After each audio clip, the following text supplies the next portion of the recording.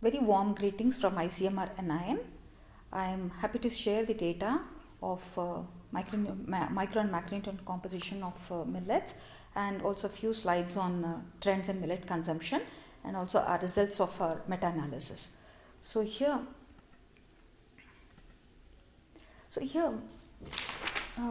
NNMB in NIN was established in 1972 in 10 major states, and then it was expanded to 16 states across India. And the dietary data collected from this survey showed a steady decline in millet consumption in different states in India. So right from 100 grams per day, it has come down to around 30 grams per day per individual. Even among population, different occupational groups like labor, agriculture, business and others, we saw a steady decline over a period from around more than 100 to around 50 grams per day per individual. So here, concomitantly during the same period, we have also registered a steady increase in non-communicable diseases. Here, if you can observe closely, what you see here is while it was 30.5%, now it is 55.4%, and younger population is being affected by this non-communicable diseases, particularly diabetes, coronary heart disease, atherosclerosis and stroke, etc. And all these diseases are related to nutrition.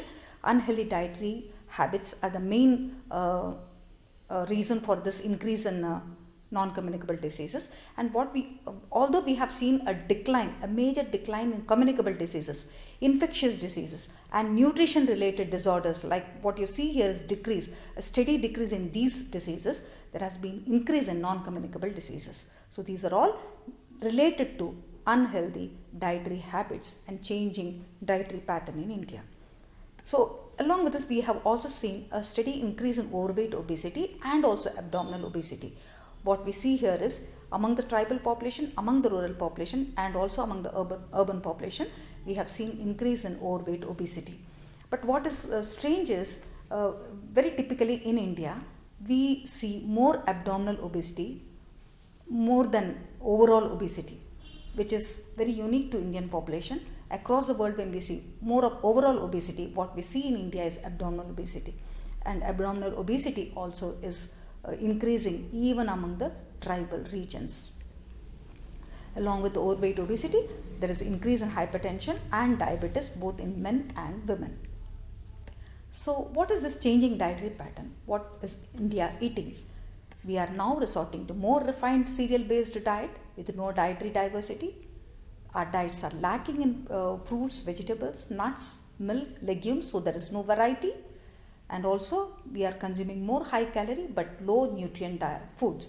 This is what is called unhealthy diet. The diets are much rich in calories, very high in calories, but then low in nutrients. Nutrients means micronutrients like vitamins, minerals, essential fatty acids, essential amino acids.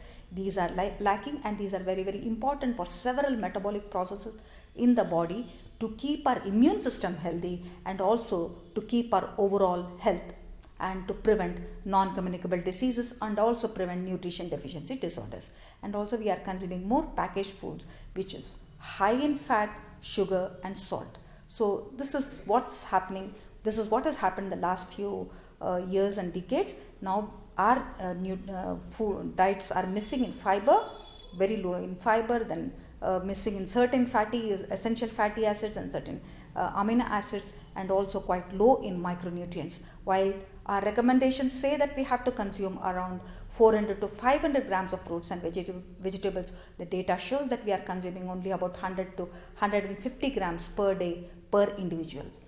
So these fruits and vegetables, nuts, milk and legumes are all rich sources of micronutrients and fiber. Similarly, when we resort only to cereal that is rice based diet, we are not consuming whole grains like millets, cereals, which are rich in fiber, vitamins and minerals. So let's see what the data says.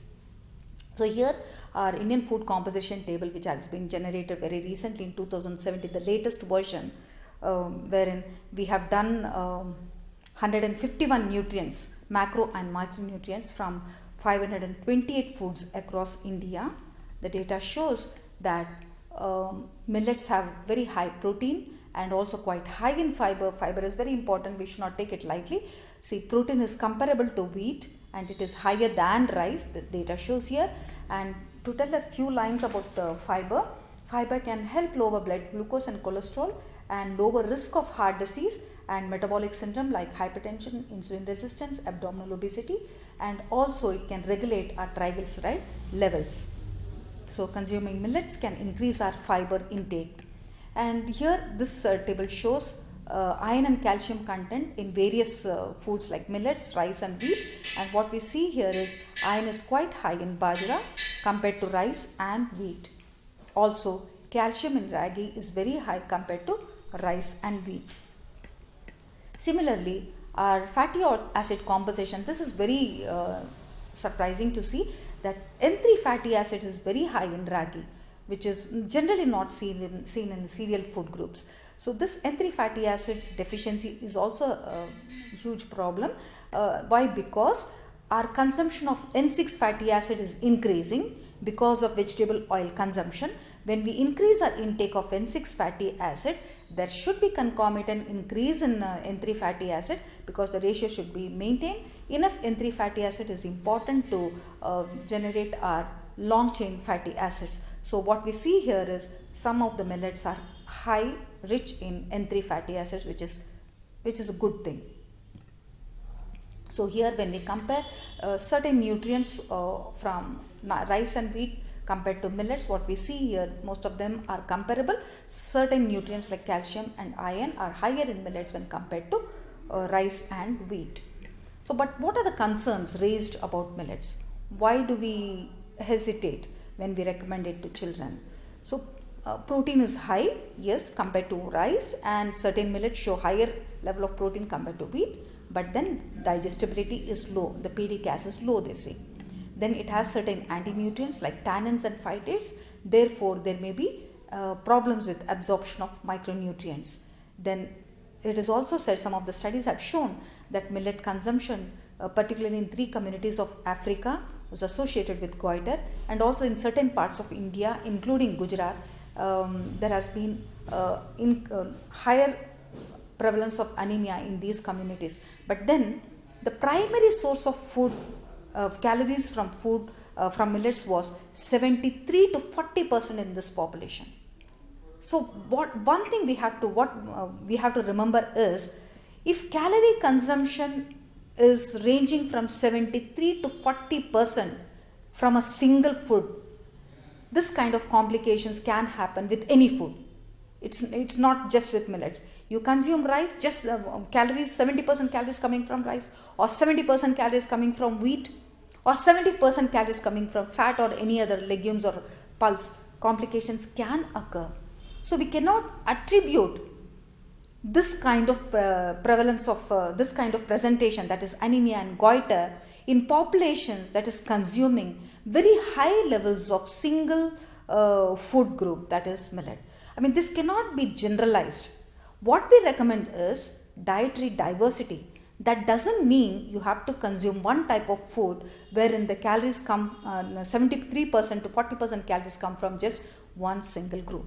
What we say here is, when for example, in a 2000 kilocals per day per individual, when we recommend 2000, when we take 2000 kilocals for one individual in a day, in that approximately we consume about 250 to 270 grams of cereals. In that 270 to 250 cereals, grams of cereals, what we recommend is, let 1/3 of that be from millets, whole grains. Let 1/3, 30% of the cereals come from millets, that is whole grains. Let it not be again refined or polished like rice. Let it be whole grain, slightly processed to improve its nutrient quality. For example, malting, or that is germination or fermentation, can improve micronutrient absorption and also can reduce anti-nutrients like tannins and phytates. And also perhaps it can also improve protein digestibility when malting is done, when certain processing like fermentation, these things are done, which can be done at household level as well. So the point I'm trying to drive here is we take example from population that is subsisting majorly on millets and say that millets is causing goiter or anemia and various other deficiency disorders. No, what we recommend is millet should be our daily diet, but not to the extent of 73 to 40% calorie coming from millet, but to a reasonably good level that when we calculated in N9, this level is coming up to 90 to less than a little 100 grams of millets per day per individual can be consumed safely, and we can also obtain, get a lot of benefits from this. So when we conducted the meta-analysis, here I wouldn't go into the details of this meta-analysis methods. What we saw is that in the results, millets as expected reduced glycemic index and also improved glycemic response. What we see here is, and unlike our expectation, what we observed is this is a huge population actually, and many studies were included in this meta-analysis, and what we observed here is surprisingly micronutrients were not adversely affected in children and also among adults. Millet consumption in some groups, in fact, it improved micronutrient status, and it did not either it did not reduce, that is it maintained the micronutrient levels, or there was no decrease there was improvement in micronutrient levels. So there are two things we observed. In some population there was improvement in micronutrients level.